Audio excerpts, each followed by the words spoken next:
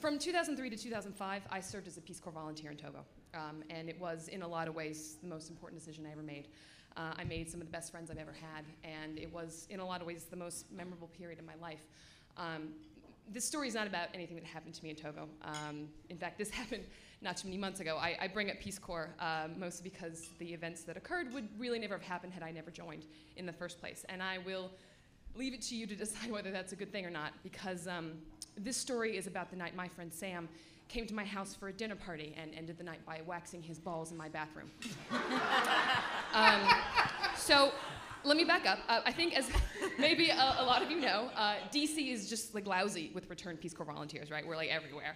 I live with a girl I serve with in Togo, and we regularly socialize with about 5 other people who are in country with us at the same time. And Sam is one of them. And like most of us, he's become a relatively responsible adult. He is married to another volunteer from Togo. They have a mortgage and a dog and serious jobs involving security clearance and suits.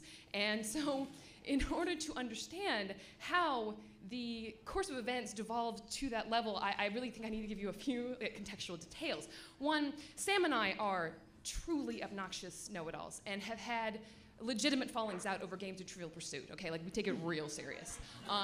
2, my roommate, Sarah, has many talents, and among them is her ability to turn terrible ideas into a reality. 3, we had 7 returned volunteers in our home that night, 2 of whom we had not seen since we left country. So after the 3rd or 4th bottle of wine, we had all devolved back to our Peace Corps personas. And Peace Corps volunteers, in the aggregate, are a bunch of drunken, degenerate assholes, okay? like kind of like frat boys, but like with a much more casual attitude toward personal hygiene, okay? So, and now, at some point in the evening, the conversation turned to a discovery I had recently made about a guy I was seeing at the time. Long story short, like, we had gone out, had a few drinks, yada, yada, yada. He had no hair on his balls, okay? And, like,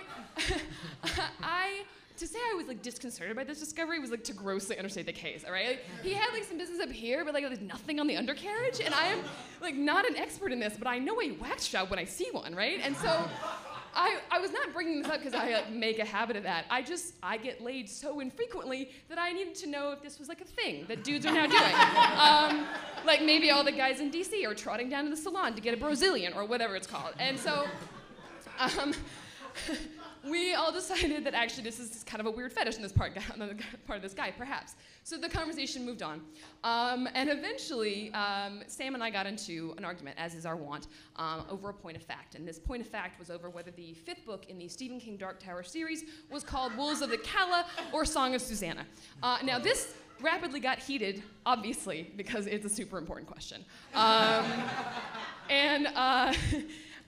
Because we were drunk on both alcohol and self-righteousness, which is my very favorite cocktail, I eventually said, well, do you want to bet on it? And he said, yeah, I do want to bet it. I'll bet whatever you want to bet. And I said, fine. If you lose, you have to wax your balls. And he's like, yeah, fine, I will do that. And I'm like, fine. And so that's it. Like, the deal's done, right? So a friend pulls out a smartphone, and how about that? I totally win. And there's a pause, right? And now everyone in the room is real quiet. Everyone wants to know what's about to happen right now, right? And Sam kind of slumps in his chair, and he looks at me, and he goes, so how long do I have to get this done?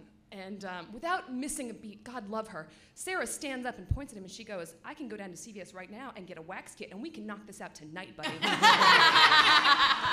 and now everyone is like, that is an amazing idea, let's do it! And to his credit, Sam goes, yeah, man, let's do this. Let's do it. I'm ready. Within 30 minutes of him losing this bet, he is in my bathroom with a wax kit in his hand and his pants around his ankles, right? And Sarah's in the room, too, because she's a nurse practitioner, and we... yeah, right? That totally qualifies her as an esthetician. And Sam's wife is also in the bathroom, I guess to supervise. I don't know. It made sense at the time, right? So we can't hear a lot of what's happening because the door is closed. What we can hear is some muffled conversation, and then Sam saying very firmly, no, dude, I'm going to pull it, okay? I'm the one who's going to pull it, right? And then there's a pause, and then there's just a series of blood-curdling screams. We almost cannot hear. The sound of his agony is almost drowned out by the sound of our hysterical sobs of laughter. Like, there is no pity in this room for Sam, okay? We do not give a shit about his pain, okay? I cannot get enough air into my lungs to push it out fast enough. Okay, I thought I was gonna have a stroke. I don't even know how long that they were in there, right? But eventually, they all come out, and Sam is a broken shell of a man, guys, okay? And he looks at us, and he says, "You guys want to see it?" And we all are like, "Yeah, Avi, we want to see it." And I'm not a squeamish person, okay? But his junk was like a crime scene, okay? Okay, he has very little hair on his head, but from the neck down, he resembles nothing so much as a mid-transformation werewolf, okay? Like, just pelts of hair. And after all of that work, he had only managed to remove like a quarter-size piece of hair from his right testicle. The rest is just red and raw and covered in wax that he couldn't get off. Okay? It was profoundly unsettling. None of us could look at it for very long. But such is the human capacity to recover from pain that after like a couple shots in 10 minutes, he is elated, right? He is so excited about what he has just done. He's like dancing around the apartment. He pulls his junk out like 6 or 7 more times just to make sure we all got a thorough look-see. Eventually his wife had enough of that. She poured him into a cab, and that was the end. Now, I realize that this is not a story that Peace Corps wants to put on its brochure, necessarily. But to me, this is just one of the hundreds of examples of the ways that Peace Corps is a gift that just keeps on giving, okay?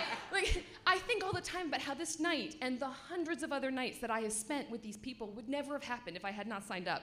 And I cannot tell you how much poorer my life would be without them, and I'm really grateful for that. And I also learned a really important lesson, I hope you'll remember it, is that you always need to put down some towels first, okay? Because there is literally nothing worse than spending your god-awful hangover scraping wax and ball hair off your bathroom floor.